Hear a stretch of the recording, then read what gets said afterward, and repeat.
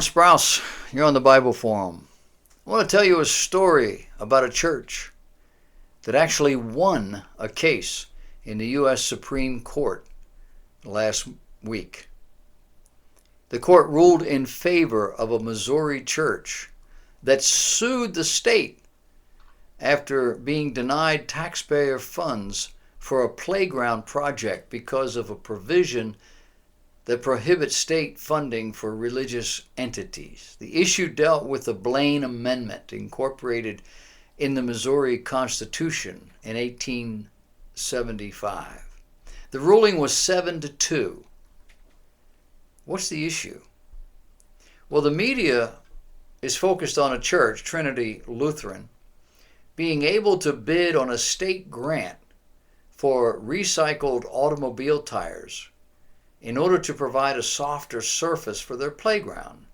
But the issue is much broader and far older than just that. The Blaine Amendment dates back to the middle of the 19th century.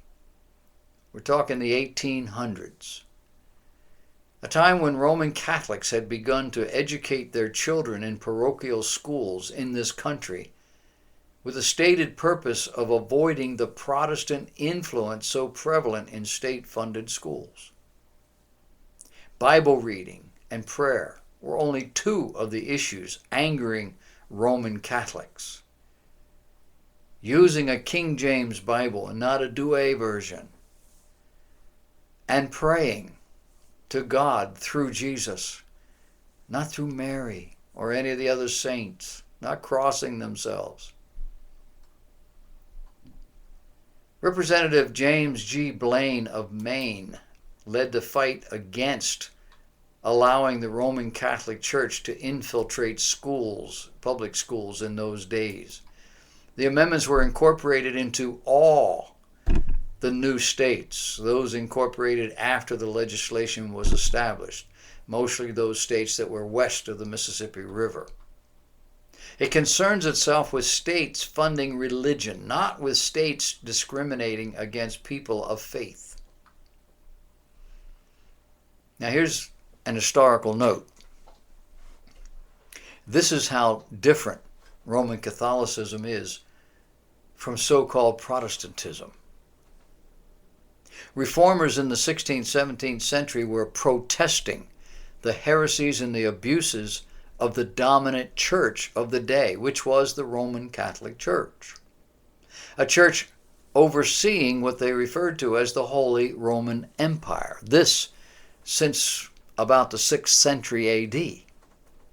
A church engaged in the systematic abuse and murder of any and all who refused to accept and or practice Roman Catholic doctrine. They ran the state. The program is called the Inquisition, and it wasn't just Spanish. People living in Roman Catholic areas were arrested and questioned as to their faith. Were they not sufficiently Roman Catholic? Or were they not willing to affirm Roman Catholic belief? They were mercilessly tortured, often to death, burned at the stake by priests of the church.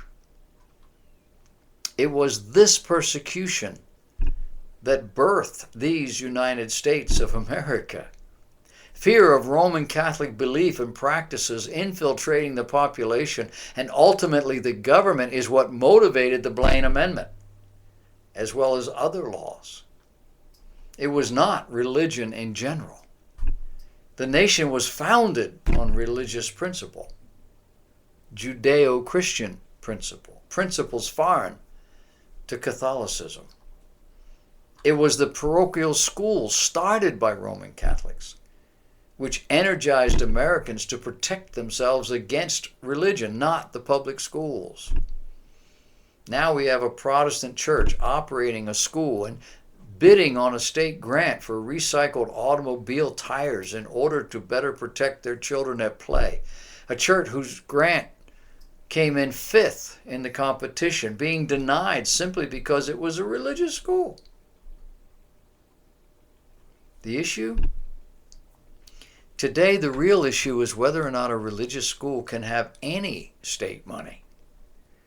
since we have evolved into a state school system where the government runs the schools, not the public. It's about competition.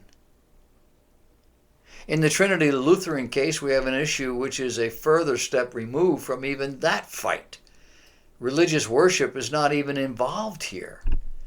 Children's education is not in question here, nor the kind of charity that religion inspires. Instead, we have church-owned property that functions identically to a secular property and is open to all children no matter their faith. No one could reasonably confuse a grant of playground safety equipment to be the same as a backdoor to the creation of an established state church. But 2 U.S. Supreme Court justices appear to have done just that. Our American Revolution was led by men who rejected the idea that a state church would control people by force of law. Had Great Britain won, the Church of England would have held sway, and all Protestant churches would have been eliminated. The Church of England is basically Episcopalian. Why? Because King Henry VIII wanted to divorce his wife and marry a woman he believed would give him an heir, and the Roman Catholic Church, which was the Church of England at the time, would not allow it. So he started his own religion, and he controlled it. Episcopalians are not that far from Catholics. Episcopalians do not have pastors, they have priests. There are conservative Episcopalians that break from the mold, but generally, Episcopalian priests wear the Catholic backward collar, the clerical garb. Episcopal communion is only one step away from the Catholic Mass. One holds to transubstantiation, where they believe the elements are literally transformed into the body and blood of the Lord Jesus Christ, which is then being sacrificed again. As the Bible puts it, afresh. And there is judgment from God on people who do that, from the Bible. The other holds to consubstantiation. The elements are the same as. You can't get a piece of paper between the two of them. Protestant churches in America are liberal. They're liberal in doctrine, they're liberal in social issues, they're liberal in political issues.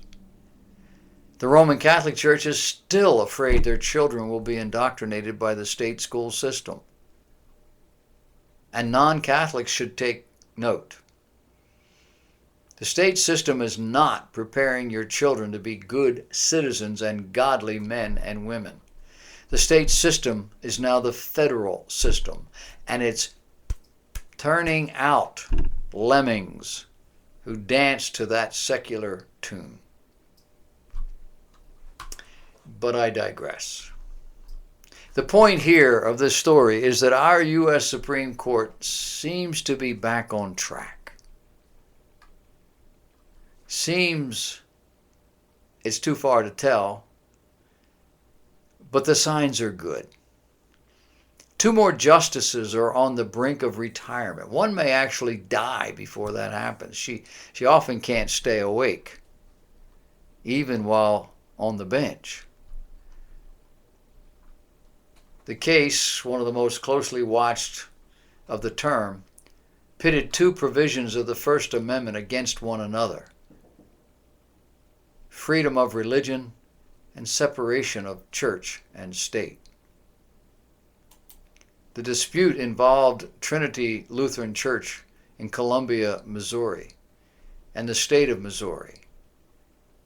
In 2012, the state of Missouri launched an initiative to encourage schools to use recycled tires to produce softer playground surfaces.